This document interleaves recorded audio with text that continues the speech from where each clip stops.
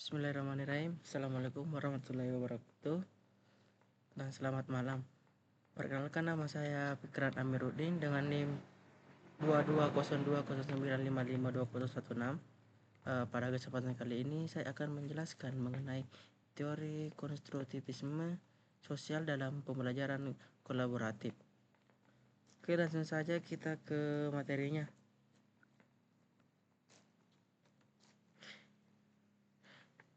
Teori konstruktivisme sosial dalam pembelajaran kolaboratif. Teori belajar konstruktivisme sosial merupakan pendekatan pembelajaran yang berangkat dari pandangan bahwa pengetahuan dibentuk secara aktif oleh individu melalui interaksi sosial dan pengalaman dalam konteks budaya tertentu. Salah satu tokoh utama dalam teori ini adalah Lev Vygotsky, seorang psikolog pendidikan asal Rusia yang menekankan bahwa interaksi sosial menjadi kunci utama dalam proses belajar siswa. Vygotsky percaya bahwa perkembangan kognitif seseorang tidak dapat dilepaskan dari lingkungan sosial dan budaya di sekitarnya. Salah satu kontribusi paling terkenal dari Vygotsky adalah konsep zona perkembangan proksimal (ZPD), menggambarkan jarak antara kemampuan aktual siswa yang dapat dicapai sendiri dengan potensi perkembangan yang dapat dicapai melalui bantuan orang lain yang lebih ahli seperti guru atau teman sebaya.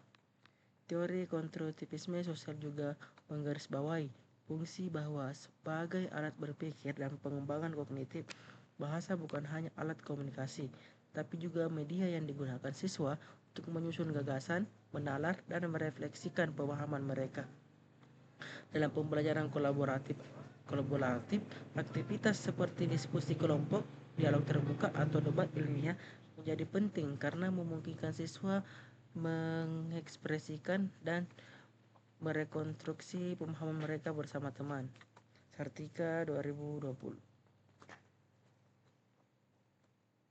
Prinsip teori konstruktivisme sosial dalam pembelajaran kolaboratif. 1. Yaitu pengetahuan dibangun melalui interaksi sosial. 2. Yaitu pengetahuan dibangun melalui interaksi sosial. 3. Yaitu pembelajaran dipengaruhi oleh konteks budaya. 4. Guru sebagai fasilitator dan pendamping. 5. Yaitu pembelajaran bersifat aktif dan kolaboratif. Adapun penerapan teori konstruktivisme sosial dalam pembelajaran kolaboratif. 1. Yaitu diskusi kelompok terstruktur. Siswa dibagi ke dalam kelompok kecil lalu diberi topik atau permasalahan nyata yang menantang untuk didiskusikan.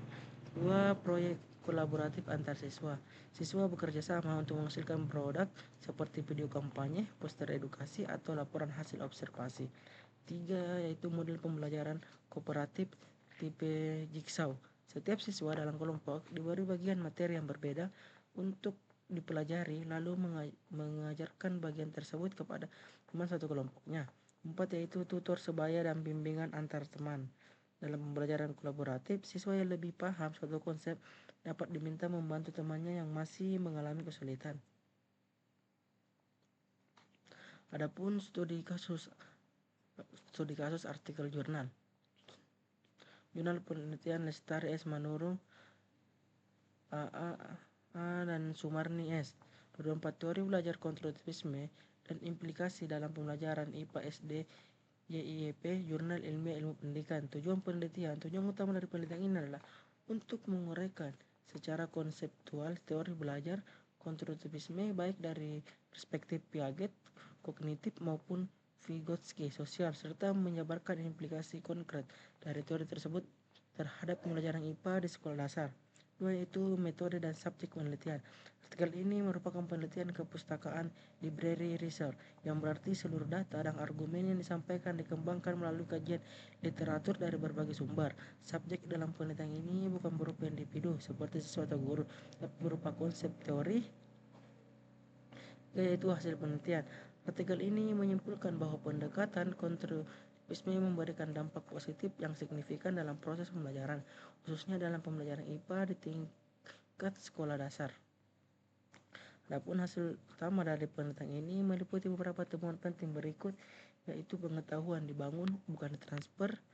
Kedua yaitu interaksi sosial sebagai media belajar. Ketiga, guru sebagai fasilitator dan scaffolder.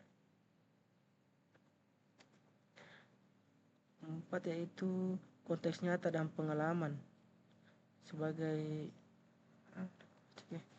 lima yaitu refleksi dan kesimpulan oleh siswa.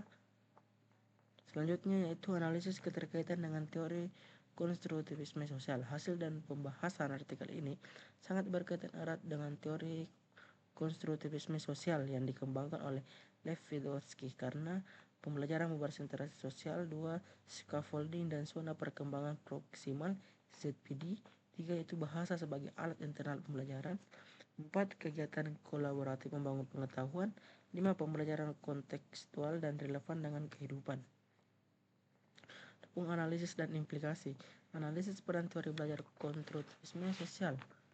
Teori konstruktivisme sosial menekankan bahwa proses belajar berlangsung melalui interaksi sosial, diskusi, dan kolaborasi antar individu dalam pembelajaran TIK.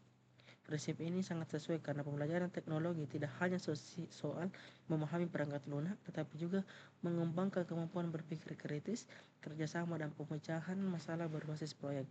Dalam konteks ini, guru berperan sebagai fasilitator yang memberikan bimbingan saat diperlukan. Bantuan tersebut dikenal sebagai scaffolding yang bertujuan untuk membantu siswa dalam zona perkembangan proksimal mereka.